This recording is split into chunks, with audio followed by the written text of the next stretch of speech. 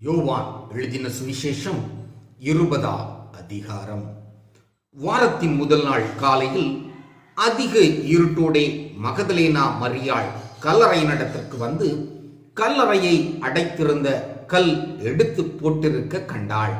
உடனே அவள் ஓடி சீமோன் பேதுருவினிடத்திலும் இயேசுவுக்கு அன்பாயிருந்த மற்ற சிஷ்யனிடத்திலும் போய், கர்த்தரை கல்லறையிலிருந்து எடுத்துக்கொண்டு போய்விட்டார்கள், அவரை வைத்த இடம் எங்களுக்கு தெரியவில்லை என்றாள்.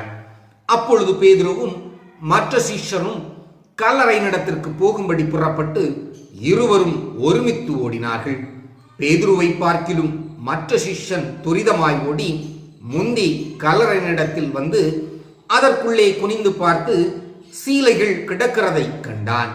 ஆனாலும் அவன் உள்ளே போகவில்லை. சீமோன் பேதுரு அவனுக்கு பின்னே வந்து கல்லறைக்குள்ளே பிரவேசித்து சீலைகள் கிடக்கிறதையும் அவருடைய தலையில் சுற்றி இருந்த சீலை மற்ற சீலைகளுடனே வைத்திராமல் தனியே ஒரு இடத்திலே சுருட்டி வைத்திருக்கிறதையும் கண்டான்.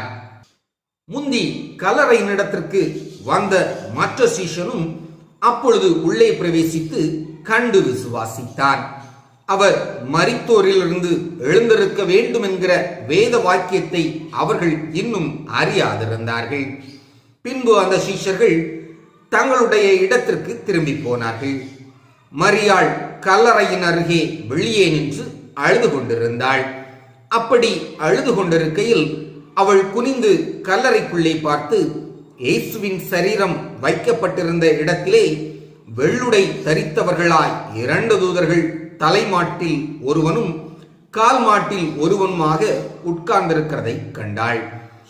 அவர்கள் அவளை நோக்கி, ஸ்திரீயே, ஏன் அழுகிறாய் என்றார்கள்.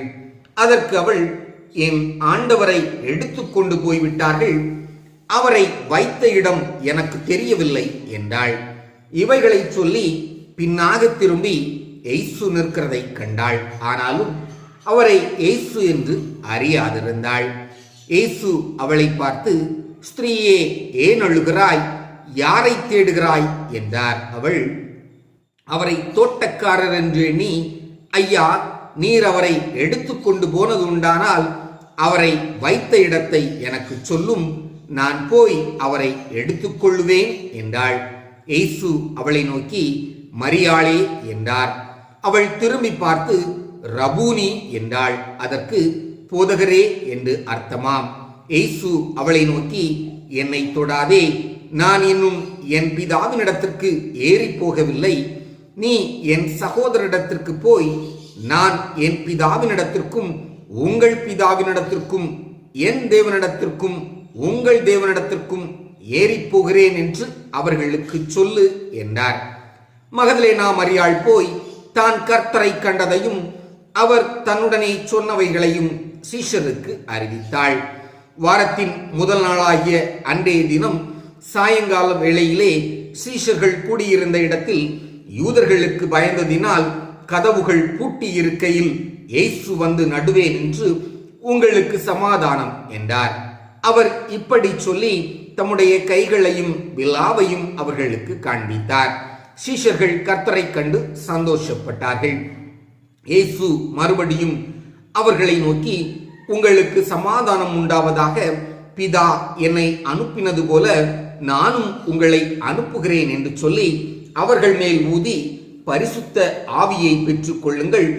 எவர்களுடைய பாவங்களை மன்னிக்கிறீர்களோ அவைகள் அவர்களுக்கு மன்னிக்கப்படும், எவர்களுடைய பாவங்களை மன்னியாதிருக்கிறீர்களோ அவைகள் அவர்களுக்கு மன்னிக்கப்படாதிருக்கும் என்றார்.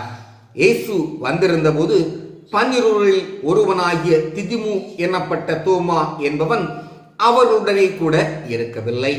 மற்ற சீஷர்கள் கர்த்தரை கண்டோம் என்று அவனுடனே சொன்னார்கள்.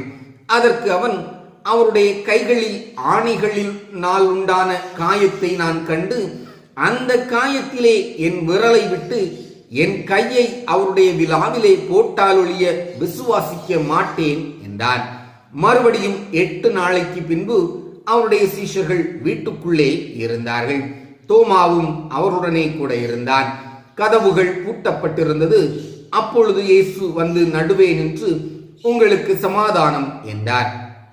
பின்பு அவர் தோமாவை நோக்கி, நீ உன் விரலை இங்கே நீட்டி என் கைகளை பார், உன் கையை நீட்டி என் விலாவிலே போடு, அவிசுவாசியாயிராமல் விசுவாசியாய் இரு என்றார். தோமா அவருக்கு பிரதியுத்தரமாக, என் ஆண்டவரே, என் தேவனே என்றார். அதற்கு இயேசு, தோமாவே, நீ என்னை கண்டதினாலே விசுவாசித்தாய், காணாதிருந்தும் விசுவாசிக்கிறவர்கள் பாக்கியவான்கள் என்றார். இந்த புஸ்தகத்தில் எழுதியிராத வேறு அநேக அற்புதங்களையும் இயேசு தமது சீஷருக்கு முன்பாக செய்தார். இயேசு தேவனுடைய குமாரனாகிய கிறிஸ்து என்று நீங்கள் விசுவாசிக்கும்படியாகவும், விசுவாசித்து அவருடைய நாமத்தினாலே நித்திய ஜீவனை அடையும்படியாகவும் இவைகள் எழுதப்பட்டிருக்கிறது.